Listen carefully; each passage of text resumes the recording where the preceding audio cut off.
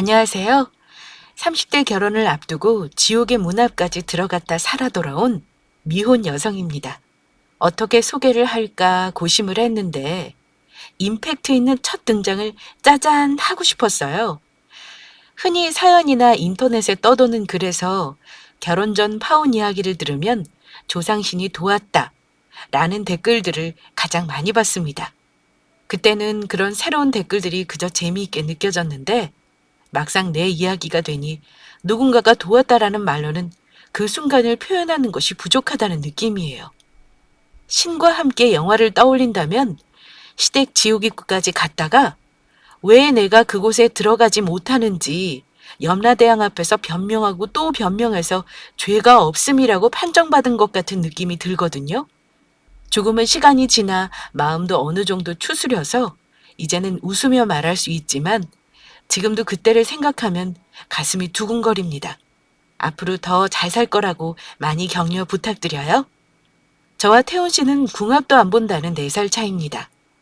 다른 점이 있다면 제가 4살 연상이라는 점이죠. 태훈 씨는 사회 초년생을 벗고 대리 직함을 달았던 시기이고 저는 이직을 해서 새로운 회사에 적응을 하던 시기였습니다. 유 과장님, 이번 주 일정 메일로 보냈습니다. 빠르게 확인 부탁드려요. 네, 전 대리님. 확인하고 답 메일 오전 중으로 보내두겠습니다. 회사에서 이야기를 나누는 것은 서로의 호칭 뒤 직함을 붙여 업무차 말하는 것이 전부였습니다. 회사 팀 분위기 자체가 밝은 편이었고 연령층 역시 젊은 연령층이 많아 대화는 존칭을 붙였지만 가까워지는 것은 시간 문제였어요. 유 과장님, 언제 퇴근하세요? 오늘 회식인데 업무 많으면 좀 도와드릴까요? 전 대리, 말은 고마운데요. 제 담당이라 제가 끝까지 마무리하고 가는 게 편할 것 같아요. 미리 가서 기다리시면 끝나는 대로 합류할게요. 저는 직책을 높여 이직한 터라 업무 마스터가 덜 된 상태였습니다. 그렇다고 책임감 없게 함부로 할 수 없고 꼼꼼하게 업무를 하다 보면 야근하기 일쑤였어요. 그때마다 회식이 있는데 언제 끝나냐, 도와줄 일은 없냐 물어보며 친근하게 다가오는 태훈 씨가 싫지 않았습니다. 나이차가 낮고 저보다 직책도 아래여서 동생같이 친근하게 느껴졌기 때문입니다. 그런데 그렇게 생각했던 그가 남자로 보이게 된 계기가 있었어요. 과장님, 저도 가는 길인데 같이 가시죠? 총무부에 전달해줄 물품들이 꽤 무거운데 다들 업무가 바쁜 것 같아 도와달라고 말하긴 뭐하고 혼자 가야겠다 생각하고 짐을 들고 막 문을 나설 때였습니다. 태훈 씨가 발빠르게 옆으로 다가오더니 제가 들어야 할 짐을 낚아챘어요. 순간적인 일이었고 제 의사를 물은 것도 아니라 당황하는 것도 찰나. 무겁다고 생각했던 짐을 들고 성큼성큼 앞으로 걷는 모습에 속으로 이런 생각이 들었답니다. 어? 의외로 남자다운 면이 있네? 그때부터였던 것 같아요. 아예 인식하지 않으면 모르는데 한 번 인식하고 나면 또 다른 모습들이 눈에 보이면서 새롭게 다가오는 것 말입니다. 그날 이후 태훈 씨는 저에게 회사 동료나 후임이 아닌 남자로 보이기 시작했으니까요. 유 과장님, 오늘 어딘가 달라 보여요. 좋은 일 있나 봐요? 혹시 데이트 있는 건 아니죠? 좋은 일은요. 이제 업무 적응도 되었겠다. 마음이 편해지니 여유가 생긴 거죠? 사실이었습니다. 시간이 지나 업무에 적응을 하니 퇴근 시간이 늦어지는 일들이 줄었고 일찍 들어가는 날들이 늘기 시작하니 스트레스나 피로가 쌓이지 않아 아침에 일찍 일어났거든요. 자연스레 출근 시간이 여유로워지니 꾸미고 외모에 신경 쓰게 되었습니다. 물론 태훈 씨에 대한 사심도 있어서 평소 스타일보다 좀 더 힘을 주긴 했죠. 그걸 알아봐주니 기분이 또 좋았고요. 단지 여유가 생긴 것 뿐인 거죠? 그럼 데이트는 아니란 거고요? 네, 아침에 일찍 눈 떠지니까 좀 신경 쓰게 되네요. 다행이다. 데이트였으면 어쩌나 걱정했거든요. 네? 그럼 과장님, 오늘도 좋은 하루 보내세요.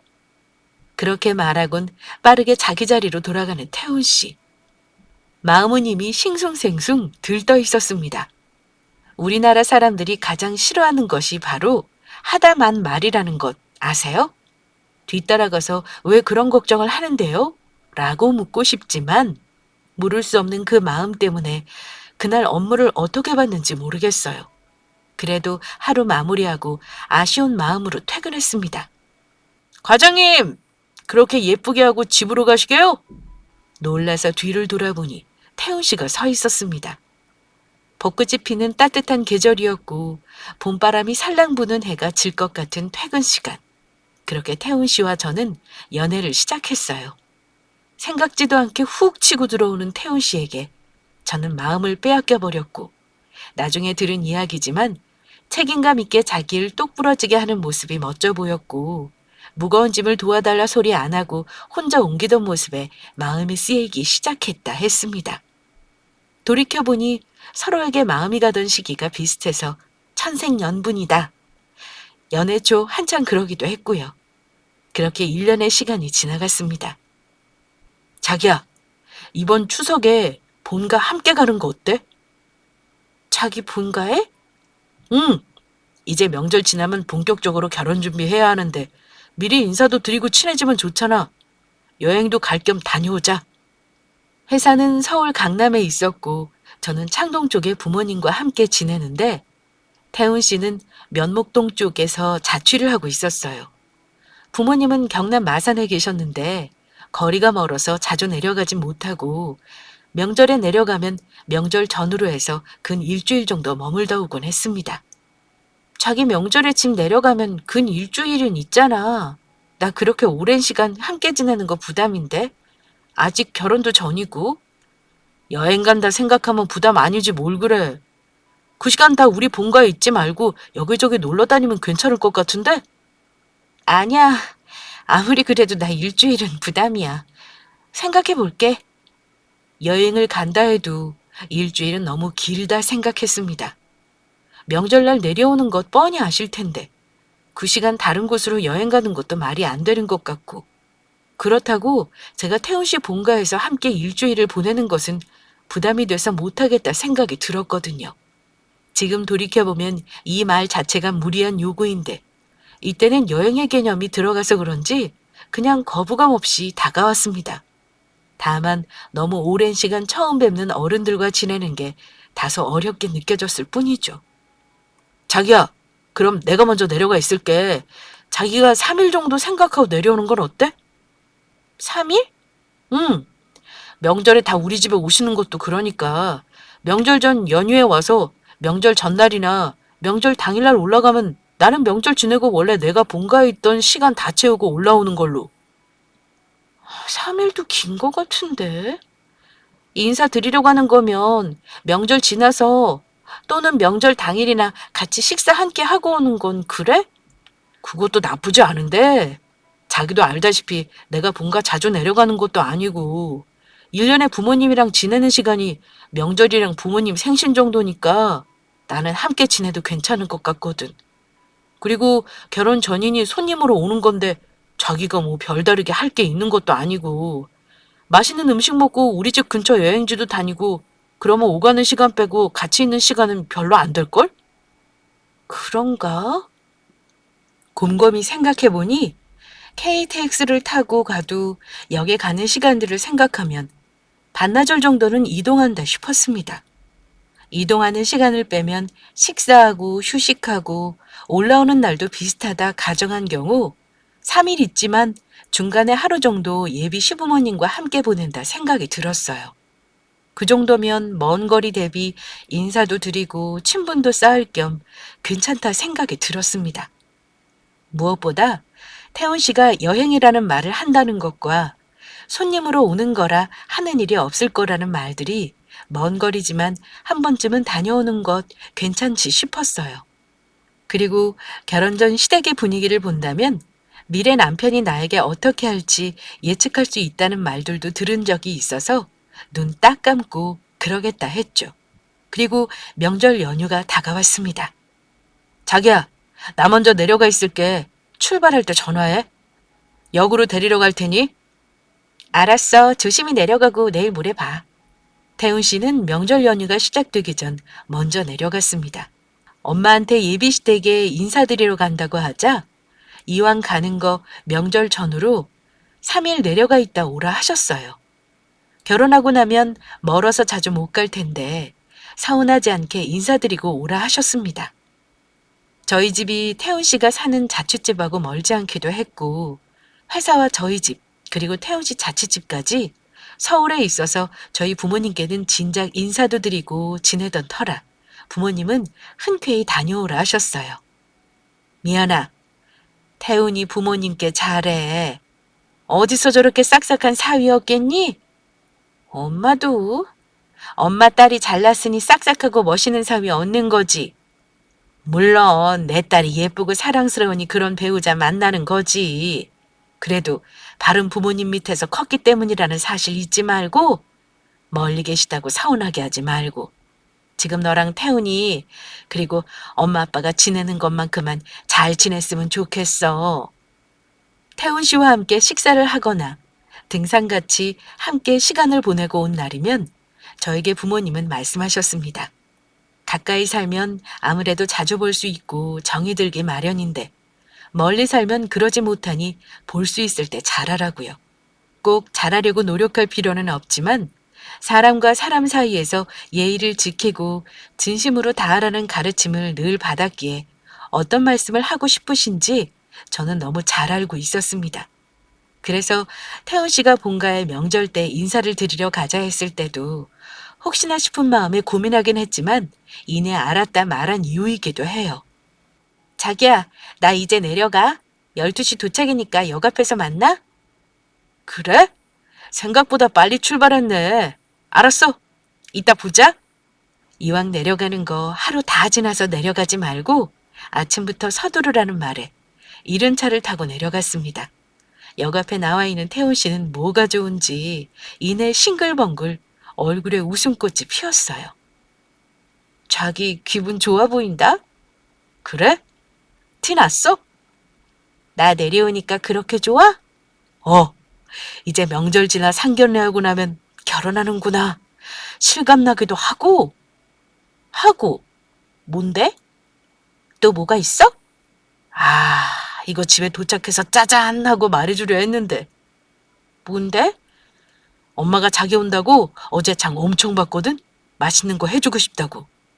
그러셨어? 속으로 내심 기대가 되었습니다. 멀리서 오는 예비 며느리 만난 거 많이 먹여주고 싶으시다는 말씀을 하셨다는 소리에 어딜 가도 엄마 마음은 다 같구나 싶었거든요. 사실 10월더라고 시댁에 들어가는 시자가 싫어서 시금치도 안 먹는다는 우스갯소리도 있는데 저는 다행히 그런 시댁은 아니라는 생각에 안도감이 들고 멀다는 이유로 이제 인사드리는 것도 조금 죄송한 마음이었습니다. 적어도 이때까지는요. 어머니 안녕하세요. 아유 반가워요. 멀리서 오느라 힘들었죠? 엄마 웬 존댓말이야. 말 편히 놔도 돼. 네 어머니 말 편히 놓으세요. 그래도 될까? 태훈이보다 나이가 많다고 하니까 왠지 긴장이 돼서 나도 모르게 존댓말이 나갔네. 아이 엄마도 참 이제 결혼하면 내 색시고 엄마 며느리인데 긴장할 게 뭐 있다고? 그러게 말이야. 순간 당황을 했지만 그럴 수 있다고 생각했습니다. 제가 연하를 만난 적이 없거든요. 부모님이 보신다면 당연히 저는 한참 아래 나이지만 아들의 배우자로 본다면 아들보다 나이가 많으니 어떻게 존칭을 하는 것이 좋은지 어색하게 느껴질 수 있다 생각했어요. 그렇게 현관에서 인사를 하고 집 안으로 들어가자 거실에서 TV를 보던 태훈 씨 동생이 반갑게 맞아주었습니다. 언니, 안녕하세요. 말씀 많이 들었어요. 안녕하세요. 저도 태연 씨 이야기 많이 들었어요. 만나서 반가워요. 태연 씨는 태훈 씨보다 3살 어린데 대학을 갓 졸업하고 취업 준비를 하면서 본가에 내려온 상태라고 했어요. 듣기로는 태연 씨는 별다르게 취업에 뜻이 있는 것 같지 않고 예비 시부모님 역시 일을 하라고 막 재촉하는 분위기도 아니라 했습니다. 적당한 옷에 취업하고 빨리 결혼해서 편하게 살았으면 하는 뉘앙스를 알게 모르게 전해 들었거든요. 그렇게 전해 듣기만 하고 연애 1년 반 만에 본가에서 처음 본 태연 씨. 태훈 씨가 어떤 말을 하고 있는지 왠지 알 것 같은 느낌이었습니다. 태연 씨, 태훈 씨에게 전해 듣던 것보다 훨씬 더 미인이세요. 어머, 오빠가 그런 말도 해요? 언니도 한 미모하시는데 그렇게 말씀해 주시니 인정받은 것 같이 기분이 좋네요. 고마워요. 전태연, 언니한테 까불지 마라. 오빠는 내가 뭘 까불었다 그래. 태연 씨는 태훈 씨에게 전해 들은 것보다 예쁘고 당찼습니다. 그리고 현실남매 케미에 웃음이 났어요. 서로 으르렁거리는 모습에 적어도 결혼해서 아가씨 시집살이는 없겠다 싶을 정도로 서로 견제하는 모습이 나쁘지 않았습니다. 오히려 저에게 호감을 표하는 태연 씨가 반갑게 느껴졌을 정도예요. 위로 언니와 오빠만 있고 동생이 없던 터라 여동생이 있었으면 했거든요. 언니, 앞으로 언니라고 부르고 연락도 해도 되죠? 네, 맛있는 거 먹고 싶을 때면 언제나 연락해도 돼요. 에? 맛있는 거 말고요. 저 언니 생기면 쇼핑도 하고 영화도 보고 카페 가서 남친 흉도 보고 그런 거 꼭 하고 싶었어요. 저도요. 저도 여동생 생기면 꼭 하고 싶었던 거예요. 와, 진짜요? 생각보다 태연 씨 성격이 시원시원하니 마음에 든다 생각했습니다. 이런저런 말들을 오가며 웃고 있는데 주방에서 어머님이 부르는 소리가 들렸어요. 미연아, 이리 와봐. 네? 급작스레 친숙하게 이름을 부르는 어머님 목소리에 놀라 주방으로 갔습니다. 새아가나 며느리라고 부르는 것은 아직 아닌 것 같아서 편하게 이름 부를게. 괜찮지? 네. 처음엔 이름 부르는 게 당혹스러웠는데 생각해보면 이름을 부르는 게 지금 상황에서 적당한 호칭이라 생각이 들었어요. 알겠다고 수긍을 하고 다시 돌아가려는데 다시 부르시더라고요. 미연아, 이리 와서 간 좀 볼래? 네 입맛에 맞는지 몰라서 애써 음식했는데 네 입맛에 안 맞으면 그렇잖니. 네. 많은 음식을 준비하시면서 제 입맛까지 고려하시는 점에서 내심 감동을 받았습니다. 흔히 슈월도 하면 없던 일도 만들어 시킨다던데 다행히 태훈 씨네 집은 그렇지 않다는 안도감이 들 정도였으니까요. 제 입맛에 맞아요. 태훈 씨에게 듣던 대로 어머님 음식 잘하시네요. 태훈이가 그러던? 칭찬 고맙다. 어머 얘, 내 정신 좀 봐. 파 다듬어서 마지막에 넣어야 하는데 다른 거 하느라 놓쳤네. 미연아, 혹시 미안하지만 파 좀 다듬어 줄 수 있을까? 네? 국을 하시던 중이셨고 국간을 보고 나가려는 찰나 국의 마무리로 파를 썰어 넣어야 하는데 파 다듬을 시간은 없고 나물 반찬을 해야 하는 등 할 것이 많다고 우왕좌왕하는 눈치셨습니다.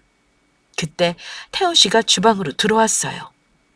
그러게 엄마, 왜 평소와 다르게 재료를 많이 사서 그래? 어머 얘는 뭐가 평소와 다르다는 거야.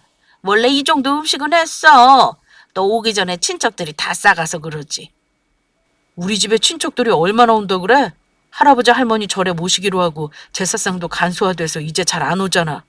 어머 얘는 왜 자꾸 쓸데없는 소리를 하고 그래? 주방 좁으니까 저리 가서 TV나 보련?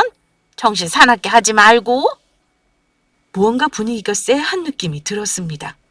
생각해보니 저를 만나기 전 해에 조부모님 묘를 화장하고 절에 모시기로 하면서 제사가 간소화되었다고 했거든요. 명절에 늘 제사 음식을 하다 작년부터 가족끼리 산책도 하고 조금 여유로워졌다고 했는데 주방의 요리 재료로 정신없을 만큼 다양한 식재료가 눈에 들어왔습니다. 미연아, 왜 말거라? 제사가 간소화돼서 제사 음식은 없는데 너 온다고 손님 대접하려고 음식 준비하는 거니까 이참에 음식도 배우고 좋지 안 그러니? 팔을 까면서 당혹스러웠지만 엄마가 좋은 게 좋은 거라고 이왕 내려간 거 맘상하는 일이 혹시 있더라도 기분 좋게 하고 오라고 말씀해 주셨습니다. 굳이 그 자리에서 얼굴 붉히고 올라와도 좋을 것 없다고 말이에요. 사실 기분이 상했지만 따지거나 뭐라고 하고 나올 상황은 아니고 좀 더 지켜보기로 했습니다. 미연아, 파 닦았으면 여기 양파랑 마늘 좀 까줄래? 내가 음식은 다 하면 되는데 민 양념해야 할 재료들이 준비가 안 돼서 혼자 하려니까 자꾸만 늦어지네. 그 정도는 괜찮지? 엄마, 미연 씨 손님으로 왔는데 왜 자꾸 일 시키고 그래? 이런 거 태연이 시켜. 얘는 뭘 자꾸 내가 미연이 일을 시킨다 그래? 누가 손님으로 온 거 몰라? 엄마가 고기 챙기는 거나 국 끓이는 거 힘든 거 다 하고 재료 손질하는 거 좀 도와달라는 건데 그게 뭘 일이라 그래? 그거 노는 거 아니잖아. 어머, 엄마 음식하는데 이렇게 주방에서 이야기하며 앉아있는 게 노는 거지. 서서 일하는 엄마는 안 보이고 식탁에 앉아있는 미연이만 보이니? 야, 전태연, 너 TV만 보지 말고 이리 와. 자꾸만 일 안 시킨다 말씀하시면서 잔 업무들을 시키는 걸 보고 아니다 싶었는지 태훈 씨가 중간에서 엄마를 나무라더니 동생을 주방으로 불렀습니다. 나는 왜? 야, 너는 언니가 주방에서 잡일하는데 TV가 눈에 들어오냐? 아이고, 태연이는 왜 부르고 그래? 얘는 너 시집가면 집에서 하루 종일 엄마 힘들다고 집안일 돕는 애야. 손님 주려고 하는 음식들 이야기하면서 조금 돕는 게 그렇게 불만이니? 아니에요, 어머님. 제가 할게요. 태훈 씨는 태훈 씨가 도울 거 아니면 뭐라고 그만했으면 좋겠어. 본의 아니게 상황 정리를 한다는 게 자진해서 일을 하는 꼴이 되었습니다. 어머님이 음식한다고 준비한 것들이 많아 보이기도 했고 태훈 씨가 편을 들어주니 이번만 도와드리고 다음부턴 적절하게 빠져나가야겠다 생각했어요. 인사간 처음부터 얼굴 붉히고 싶지 않았고 아직 결혼을 하거나 상견례를 한 것도 아니라 부모님 얼굴에 욕 보이기 싫었거든요. 그래, 역시 태훈이보다 나이가 많아서 그런지 미연이 네가 더 현명하다. 엄마, 그게 무슨 말이야? 태훈아, 네 애비 색시가 말하잖니. 도울 거 아니면 입 다물고 태연이랑 거실에 나가 TV나 볼래? 내가 미연이랑 수다 떨면서 음식할 테니. 그래, 태훈 씨 나가 있어. 이따 음식 먹고 설거지나 도와줘. 얘는 설거지 뭐 많다고 그래? 너랑 나랑 나눠서 하면 되는 걸. 됐으니까 걸리적거리게 주방에 서 있지 말고 나가 있으렴. 그렇게 어머니랑 둘이서 음식을 하게 되었습니다. 처음에는 파 다듬는 것을 시작으로 양파랑 마늘을 다듬고 나니 온갖 나물들, 갈비, 닭고기, 산적, 전 재료들 등등 손질할 재료들이 모두 다 저에게 왔어요. 음식 해보신 적 있다면 아마 공감하실 것 같아요. 음식 재료 준비하는 것, 음식하는 것, 뒤처리하는 것 중에서 가장 번거롭고 손이 많이 가는 게 바로 음식 재료 준비하는 것 말입니다. 손질하면서 나오는 음식물 쓰레기도 다 정리해야 하고 먹기 좋게 썰어야 하고 설거지거리도 상당히 많이 나오잖아요. 미연아, 손이 참 빠르구나. 벌써 나물 다 다듬었니? 이제 갈비 기름 좀 떼고 먹기 좋게 잘라줄 수 있니? 저희 집은 작은 집인데 매년 명절이면 큰 집에 미리 가서 명절 음식 도와야 한다는 엄마 덕분에 어린 시절부터 명절 음식은 도가 텄습니다. 본의 아니게 착해도 척 알아듣던 터라 어머니는 그런 제가 꽤 흡족하신 눈치셨어요. 어머, 미연아, 너는 우리 집의 딱인 며느리다. 어쩜 이렇게 하나를 시키면 열을 다하고 마무리까지 완벽한지 몰라. 이제 산적 만들 건데 재료 준비해서 꼬챙이에 좀 끼워줄래? 일은 해도 끝이 보이지 않았습니다. 정말 많은 양을 준비하셨더라고요. 그래도 뭐라고 할 수 없었던 것은 정말 제가 준비하는 재료들을 어머님이 하나하나 다 끓이시고 간하시고 적어도 어머님이 쉬거나 하시지 않았다는 점입니다. 손님으로 가서 편히 쉰 것은 아니지만 내가 먹을 음식 내가 준비한다는 생각에 묵묵히 하라는 것을 다 했던 셈이죠. 그렇게 첫날이 지나갔습니다. 제가 어디까지 일을 하나 보시려는 속셈이었는지 모르지만 넙죽넙죽 일을 받아서 그랬는지도 모르지만 끊임없이 일을 주시는 덕에 시간 가는 줄도 몰랐거든요. 어머, 시간이 벌써 10시가 넘었네. 어이, 오늘 오느라고 피곤했을 텐데 어여 쉬어라. 내일 나머지 다 하고 맛있게 먹으면 되겠다. 그리고 방은 태연이 방에서 자. 아직 결혼 전인데 그게 남들 보기에도 좋잖니? 그렇게 전 태훈 씨 동생 방에서 명절 3일을 보냈습니다. 첫날에는 재료를 준비했다면 둘째 날에는 음식을 차리고 설거지를 하는 것이 제 일이 되었어요. 어머님은 음식을 데우거나 꺼내는 정도의 일을 하셨고 준비가 되면 나르라는 식으로 말씀하셔서 거실에 한상 차리는 일은 거의 제 몫이었습니다. 물론 이때에는 태훈 씨나 태연 씨도 거들었지만 음식이 새로 나오거나 무겁거나 뜨거운 것들이 나오면 어머니는 꼭 저를 부르셨어요. 미연아, 여기. 이것도 가져다 놔라. 그러면서 혹시나 태연 씨가 음식을 받아갈까 싶으면 재빠르게 이런 말을 덧붙이셨죠. 태연아, 베란다 창문 좀 열어라. 답답하다. 이런 형식으로 힘들이지 않고 그렇다고 노는 것도 아닌 적어도 어머니가 임무를 맡겨서 일을 한다는 느낌을 줄 수 있는 것들만 골라서 태연 씨에게 시켰어요. 아침을 차릴 때도 점심을 차리고 치울 때도 그리고 저녁을 먹을 때도 그랬죠.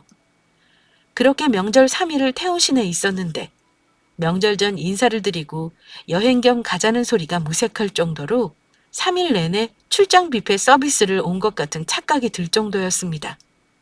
그래도 나름 뿌듯함이 있었어요. 적어도 어디 가서 부모님 욕먹일 정도로 일 못하지 않았다라는 생각과 나에게 주어진 일 마무리 잘했다는 것 말이에요. 명절날에 대한 생각지도 못한 음식 도우미 일들은 서울에 가서 태훈 씨랑 따로 이야기 지을 생각이었습니다. 적어도 부모님께 그렇게 교육받아서 좋게 끝까지 마무리하는 제가 참 대견했어요. 적어도 이때까지는요. 엄마, 그동안 너무한 거 아니야? 그러다 언니가 우리 오빠랑 결혼 못한다 그러면 어쩌려고 그래? 명절 마지막 날 밤, 자다가 화장실에 가고 싶어 거실로 나가는데 안방에서 어머니랑 태연 씨가 하는 이야기가 들렸습니다. 그렇게 일을 돕지 않고 관심 없는 척 하더니 그래도 내심 걱정은 했구나 싶은 생각이 들었어요. 생각했던 것보다 인성이 나쁘지 않네 라고 생각하면서 말이죠. 얘는 왜 쓸데없는 걱정을 하고 그래? 미연이가 태훈이 보는 눈 못 봤어? 여자 30 넘으면 노처녀라. 어디 가서 제가 받을 수나 있니? 4살이나 어린 내 잘난 아들 빼앗아 가는데 이 정도도 감수 안 하고 어딜 감히 넌 본다 그래? 하긴 오빠 28이면 한창 창창한 땐데. 그러니까 너도 나이 타서 어디 가서 무시당하기 전에 예쁘고 어릴 때 결혼해서 사랑받고 살아. 히? 엄마 말 참 이상하게 한다. 그럼 언니는 무시당하고 사랑 못 받고 사는 거야? 얘는 어디 가서 비교할 거 비교해야지. 우리 집에 온 몸종이랑 앞일 창창하고 예쁨 받을 너랑 같아? 비교할 걸 비교해. 몸종? 엄마도 참. 순간 저는 제 귀를 의심했어요. 몸종이라뇨. 어머님도 태연 씨도 저도 다 같은 여자고 며느리가 될 사람 또는 이미 며느리인 사람 아닌가요? 다 같은 입장이라 생각했는데 아니었나 봅니다. 무엇보다 4살 차이가 그렇게 죽을 죄인지 저는 도무지 이해가 안 갔습니다. 그리고 제 나이가 32세인데 연예인들은 40이 넘어서 결혼하는 사례도 흔하고 주위를 보아도 예전과 다르게 35세 전후로 결혼을 하는 분위기라 제 나이가 절대 많다 생각한 적 없거든요. 오히려 요즘 세상에는 어느 정도 나이가 있으면 사회에서 인정받은 만큼 연봉에 대한 여유가 생겨 누릴 것들도 많다 생각하고 있었습니다.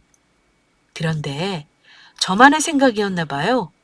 원래 생각은 서울에 오면 이것저것 따지고 결혼 이후의 상황들을 태훈 씨랑 다시 생각해 보려 했는데 그럴 필요를 느끼지 못했습니다. 다시금 곱씹어 보니 말리는 듯 하면서도 이렇다 할 액션을 취하지 않았으며 이 일을 돕지 않아도 식탁에 앉아 함께 이야기하며 자리를 지킬 수 있었는데 그런 것들도 하지 않은 태훈 씨를 생각하며 어쩌면 한통 속일 수 있겠구나. 그제서야 생각이 들었거든요. 자기야, 우리 엄마가 자기 너무 마음에 든대. 어디서 이런 싹싹한 신부감 구했냐고 어찌나 칭찬하시는지. 어머님이 그러셨어? 서울로 돌아온 태훈 씨는 연신 제 칭찬을 입이 닳도록 했습니다. 당연히 그러겠죠. 엄마가 그렇게 하고 오라고 안 하셨다면 이미 몇 번이나 뒤도 안 돌아보고 왔을 테지만 엄마 아빠 생각해서 참았고 어릴 때부터 하던 일이라 굳이 잘하려 한 것도 아니고 그렇다고 일부러 못할 필요성도 못 느껴서 원래대로 했을 뿐인데 일 잘하는 몸종이 얼마나 반가웠을라고요. 피식 웃음이 났지만 애써 티내지 않았습니다. 저도 다 계획이 있었거든요. 자기야, 지난번엔 음식만 하느라 제대로 어머님하고 이야기도 못한 것 같아. 다시 날 잡고 진짜 여행 겸 본가 내려갔다 올까? 정말? 그러면 엄마야 좋아하시겠지만 또 내려가기 힘들지 않겠어?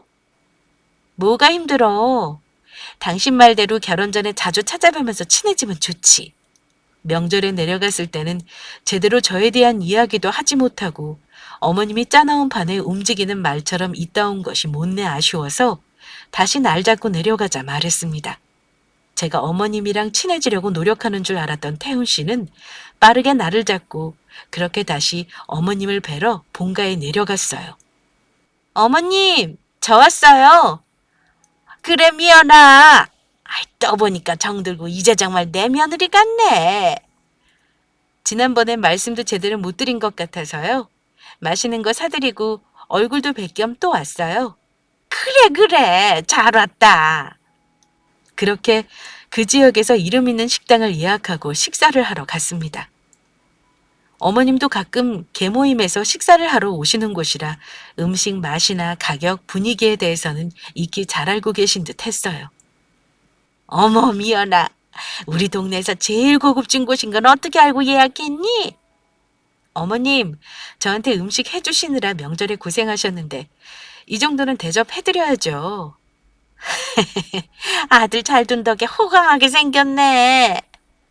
그렇게 식사를 하면서 이런저런 이야기가 자연스럽게 오갔습니다. 상견례는 언제쯤 하는 것이 좋은지, 결혼 날짜는 언제로 생각하는지, 신혼집은 어디로 정할지, 전세 또는 자가로 시작하는 것 등등 양가 부모님들이 지원해 줄 수 있는 부분들이 오가며 저와 태훈 씨가 모은 돈에 대해서도 이야기가 나왔습니다. 그래, 미연아. 모아둔 돈은 좀 있니? 네가 우리 태훈이보다 나이도 많고 사회생활도 빠르게 시작했으니 그래도 태훈이보다 많을 것 같아서 하는 말이니 너무 고깝게 듣지 말거라. 네, 어머니. 당연하신 말씀인걸요. 이것저것 적금 들어놓은 것도 있고 일반 예금으로 통장에 둔 것도 있는데 얼마 전 만기 이후에 통장 정리를 안 해서 정확히 얼마가 있는지 모르겠어요. 잠시만요. 금방 정리해서 알려드릴게요. 말은 이렇게 했지만 이미 어플을 통해 통장 정리를 하고 한 통장에 제 전 재산을 모아두었습니다. 제 자랑이 아니라 또래보다 일찍 입사하기도 했고 열심히 일한 탓에 2년 정도 승진도 빨랐고 이직을 하면서 연봉이 2배 가까이 뛰어서 그간 저축량이 상당했거든요. 어머님, 여기요. 통장 정리니까 이렇게 되네요. 이거 말고 연금보험으로 들어놓은 것도 있고요. 이렇게 말하면서 스마트폰 어플로 통장을 보여줬습니다. 2억 5천만 원? 3억 모으는 게 목표였는데 아직 달성을 못했어요. 많아야 1억 모았을 거라 생각했는데 2억 넘게? 이게 가능하니? 어머니, 저 직장 8년 차예요. 부모님과 같이 살아서 생활비 드리는 것 외에 일이 매진하다 보니 돈 쓸 일이 없었거든요. 신기하게 일에 집중하니 연봉도 오르고 업무만 하다 보니 돈 쓸 일은 없고 월 200씩 꼬박 모으니 되더라고요. 중간중간 생기는 보너스도 별도로 모으기도 했어요. 살림도 잘해. 돈도 잘 벌고 잘 모아. 우리 집에 이런 복덩이가 들어오는구나. 돈도 모을 만큼 모았으니 나 용돈 주는 것도 크게 걱정 없겠다. 통장의 액수를 보더니 어머님이 180도 돌변하셨습니다. 그러면서 은근 속마음도 내비치시더라고요. 용돈? 속으로 코웃음을 쳤어요. 태훈 씨가 모은 돈이 얼마라는 것도 알고 연봉이 얼마라는 것도 저는 알고 있거든요.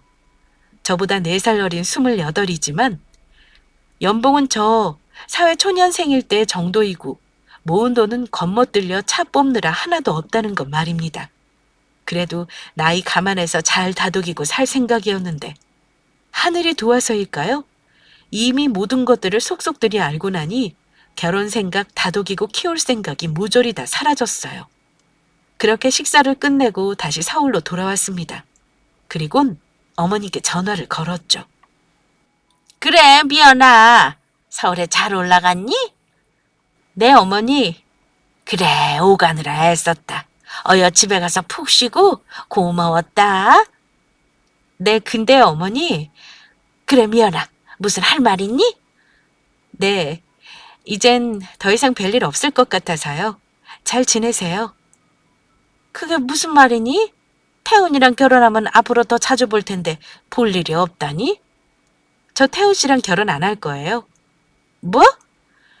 생각해보니까 제가 모은 돈도 훨씬 많고 나이 어린 것 말고 능력도 생각도 배려도 없는 사람이랑 결혼하면 제가 손해더라고요. 미연아, 그게 무슨 말이니? 저 태훈 씨보다 하나도 모자란 거 없고 못난 거 없거든요. 나이 많다는 이유 하나로 몸종으로 팔려갈 정도로 능력 없는 여자 아니라는 말이에요.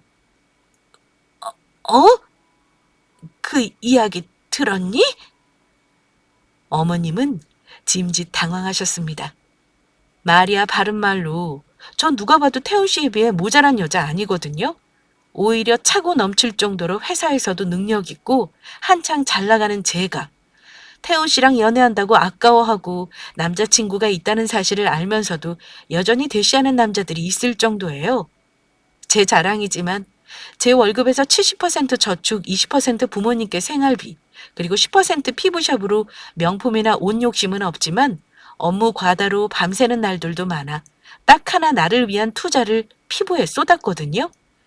그 덕분에 또래보다 어리다는 소리도 듣고 홈트로 꾸준히 운동도 하다 보니 몸매 역시 빠지지 않았습니다.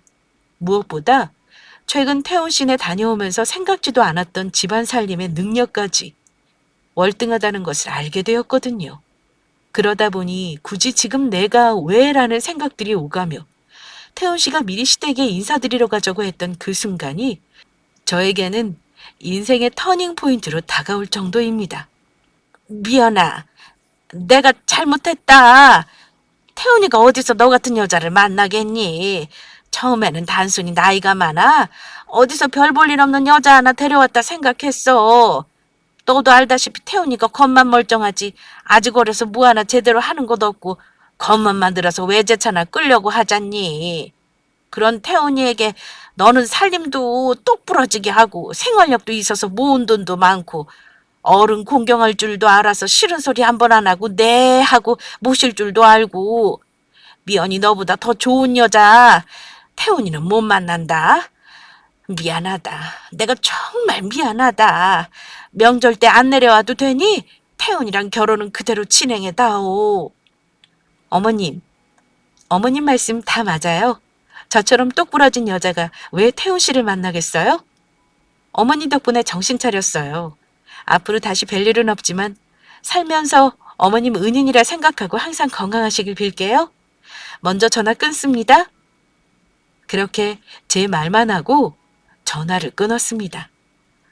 전화가 왔지만 받지 않았고요. 태훈 씨에게는 헤어지자고 통보하고 회사에는 그만둔다고 말했습니다. 스카우트 제의 받을 때 2군데서 받았는데 한 군데는 아직 자리가 나지 않아서 대기를 해야 하는 상황이었고 지금 태훈 씨를 만난 회사는 대기를 해야 하는 곳보다 연봉이나 다른 조건들이 낮았지만 잠시 거쳐가는 자리로 괜찮다고 생각했거든요. 일이 이렇게 된 거 결혼했다 이혼하는 것보다 머리도 식힐 겸 나를 위한 시간을 보내고 2달 뒤쯤 다른 한 군데로 이직하기로 했습니다.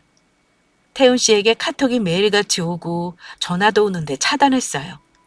예의를 지키라는 부모님의 가르침과 성실하게 살아온 저에게 10월드 입구에서 하늘이 여긴 아니야 라고 알려준 것 같아요. 그렇게 파혼하니 속이 다 후련해요. 그리고 저는 여행을 다니며 저를 위한 시간을 보내고 있습니다. 우물한 개구리처럼 일에 매진하다 보니 작은 설레임이 내 인생의 하나뿐인 사랑이라 착각하는 순간이었던 것 같아요. 일에서 인정을 받고 승승장구하니 좀 못난 사람이라도 잘 다독이고 이끌면 사람으로 키울 수 있다 생각했고요. 나이 차이가 나는 것도 조금은 영향이 있었겠죠? 이제 다 옛말이지만 말입니다. 이번 일을 계기로 앞으로도 제 인생에 더 열심히 살 생각입니다. 열심히 사니 할 말이 더 당당해지는 느낌을 받았기 때문이에요. 긴 사연 읽어주시고 들어주셔서 감사합니다. 여러분들도 앞으로 어떤 변수를 만나게 될지 모르지만 저처럼 시원하게 한 방 먹이기 위해서는 그동안의 노력이 있을 때 가능하다는 말을 전하며 이만 마무리할게요. 항상 행복하고 건강하세요.